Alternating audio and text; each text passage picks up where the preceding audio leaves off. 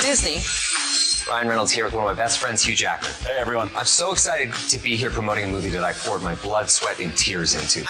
Shockingly, it would be the fun story would be that Disney was just appalled at everything, and Marvel couldn't believe, was never going to let us do anything. The best there is of what I do, but what I do isn't very nice. Cut, you got it. Yeah, great, got it.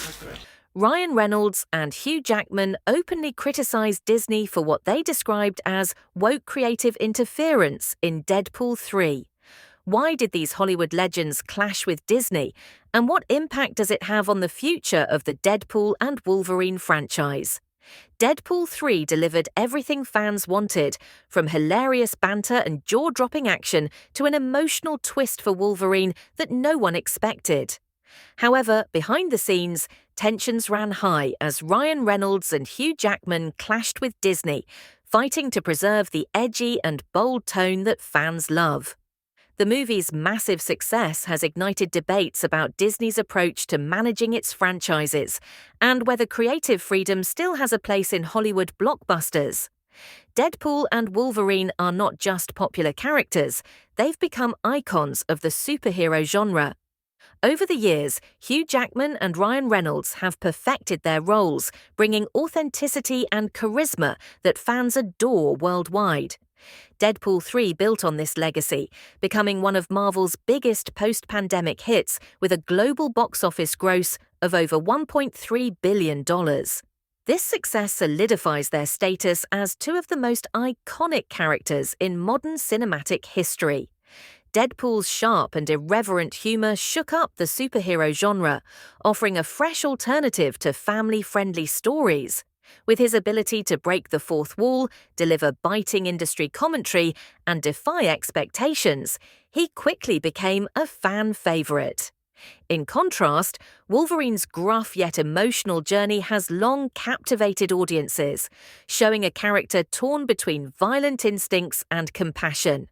Together, these two characters created a blend of action, comedy, and depth that continues to resonate with fans across generations. We've been friends for like almost 20 years. Yep.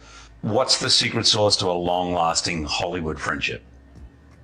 I think the secret sauce to a long-lasting Hollywood friendship is not too dissimilar to having a partner, a marriage as well. It's since the day I met Hugh Jackman, I am genuinely rooting for you. Every time, all the time. Like I want you to win. And I know you to be a person that often puts others in front of yourself. And it's not a show. I see you do it in quiet. I see you do it loud. I see you do it in every instance. And I think of you a little bit as this guy that kind of like, will grab the ticking time bomb and fly away into the atmosphere, into space, and let it explode, and save all the people around. Oh God, he saved us again. He did it again. He did it. But what they don't know is that Hugh Jackman is now floating through space, frozen, cold, alone, and armless because a bomb went off. But I so admire those qualities in you and love that in you. And since the day we met in Sydney, I root for you. I just want to see you live the most full-throated life that you can possibly live. Critics and fans have praised the chemistry between Ryan Reynolds and Hugh Jackman in Deadpool 3. Their off-screen friendship seamlessly translated into a dynamic on-screen partnership. As Matt Craig's review highlights, their banter, camaraderie, and dedication to their characters provided the film with its emotional core. Deadpool 3 also honored the rich comic book histories of its two protagonists, delighting longtime fans with subtle nods to their origins.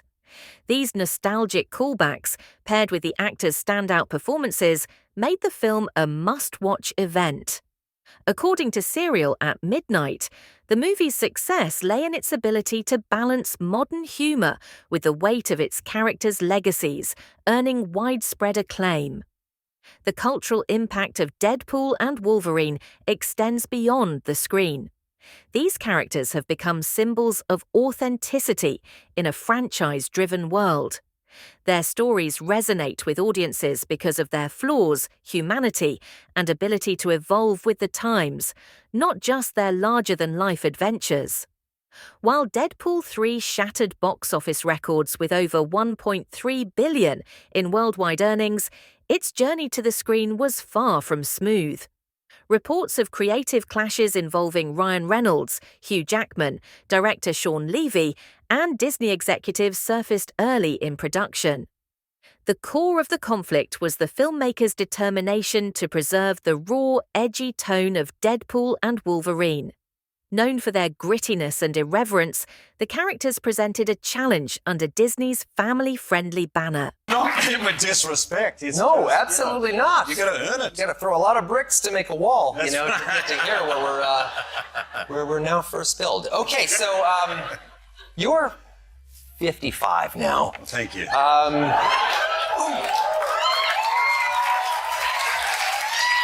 Thanks.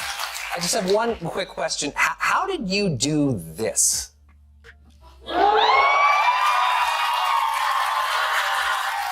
Ryan Reynolds, who co-wrote the first two Deadpool films and played a major role in shaping the character's voice, was adamant about staying true to Deadpool's essence. Hugh Jackman shared this view, stressing the importance of preserving Wolverine's authenticity. Their firm stance resonated with fans who were already wary of how Disney would handle these R-rated characters within the Marvel Cinematic Universe.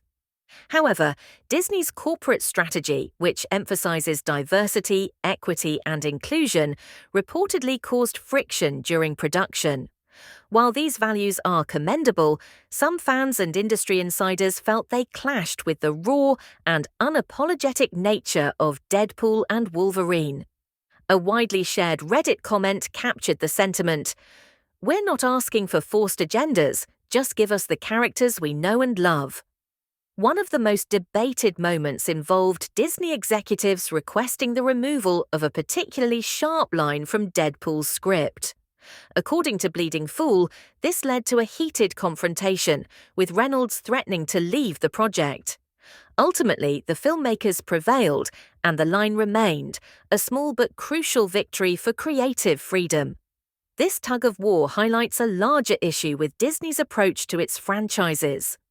As noted in a Polygon review, Deadpool 3 stands out as a rare example of Disney allowing creators to break away from its tightly controlled brand image. But this raises an important question.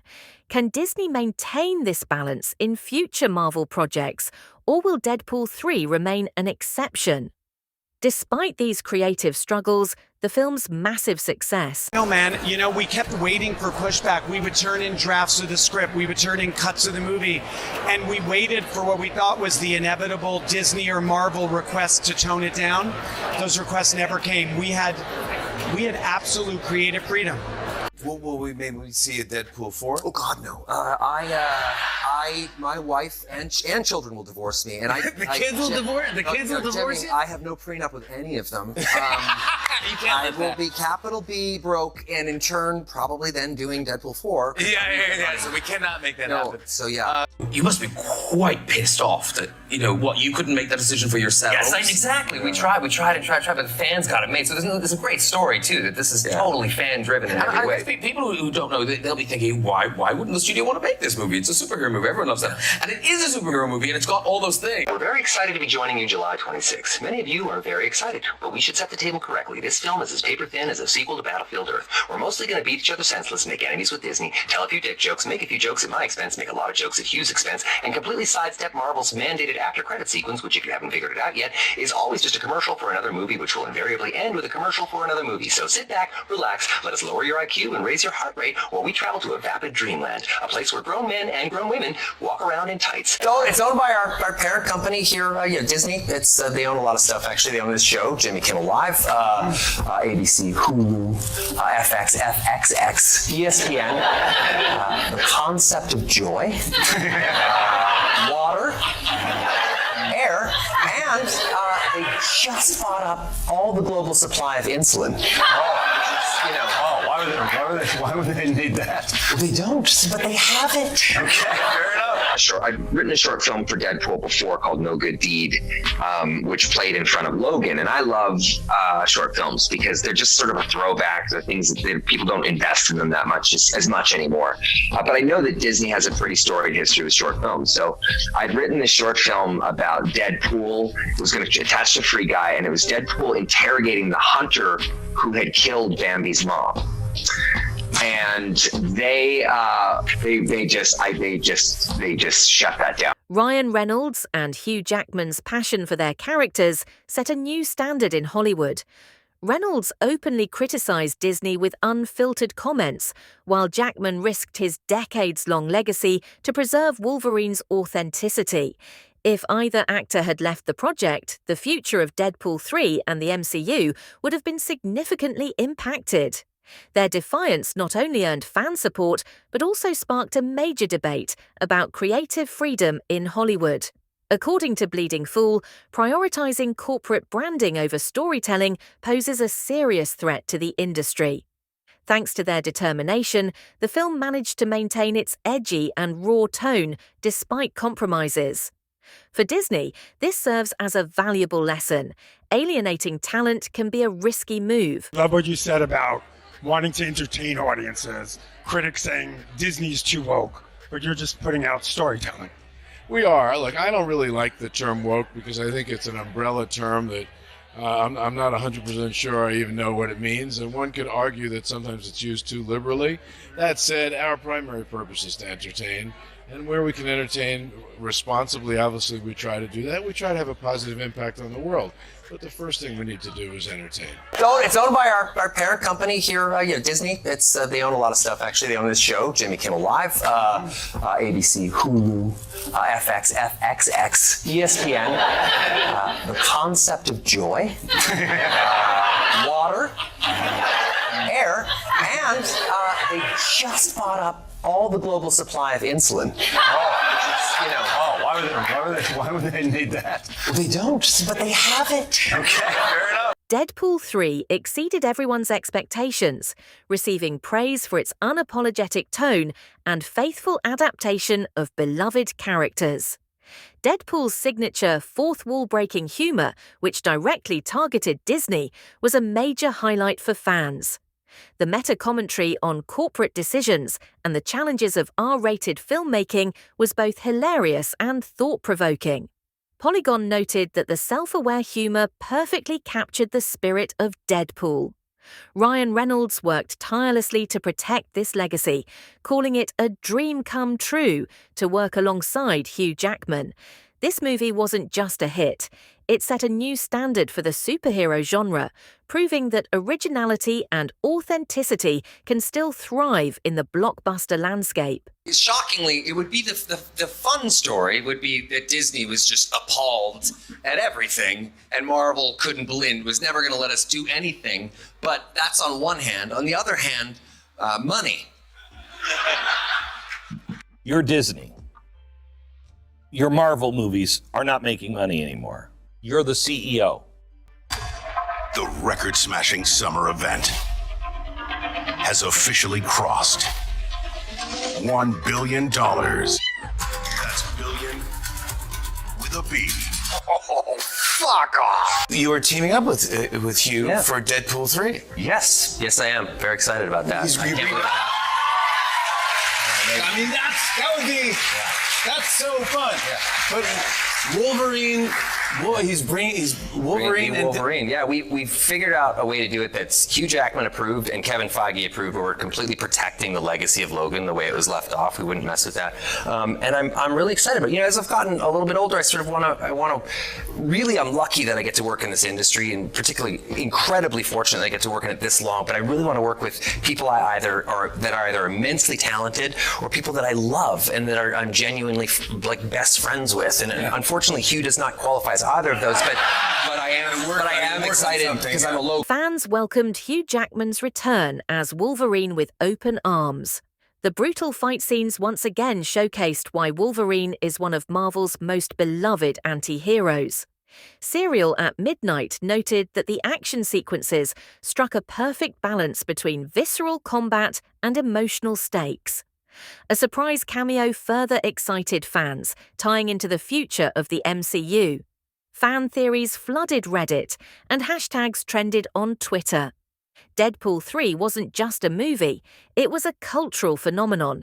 This showcase of creative freedom serves as a blueprint for Disney, proving that bold storytelling and the right mix of nostalgia can create an impactful experience.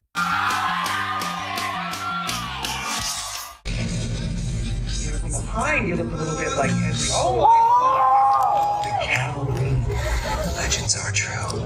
And may I say, sir, on behalf of all humanity, this just feels right. Look at me, nice school. You're gonna live. Say it! I'm gonna live. God, I miss cocaine. Her. Fourth wall break inside a fourth wall break. That's like...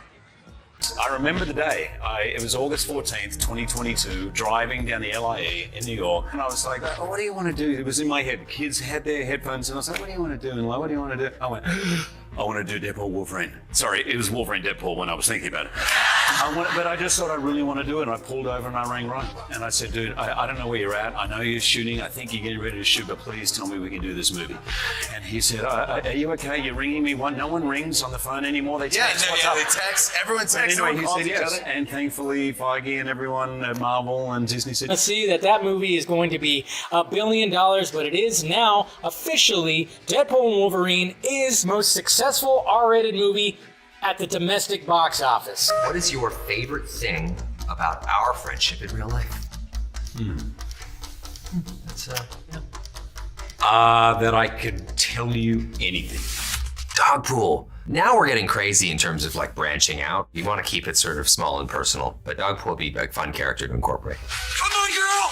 She's coming with us! No, she's not. Oh, yes, she Fuck is. no. And some other stuff I actually maybe shouldn't repeat. So let's begin That's with... wise. Yep. Very wise. The dedication of Ryan Reynolds and Hugh Jackman to maintaining authenticity was the real secret behind Deadpool 3's success. The filmmakers delivered a genuine story while keeping the edgy and irreverent tone intact. According to Serial at Midnight, the film's bold risks and boundary-pushing approach connected deeply with the audience. In contrast to Disney's formulaic MCU tone, Deadpool's rawness was a refreshing experience. As Polygon highlighted, Deadpool 3 celebrated creative risks by breaking free from Disney's constraints. The movie is a reminder that when filmmakers are given freedom, they can create something truly unique and engaging for fans.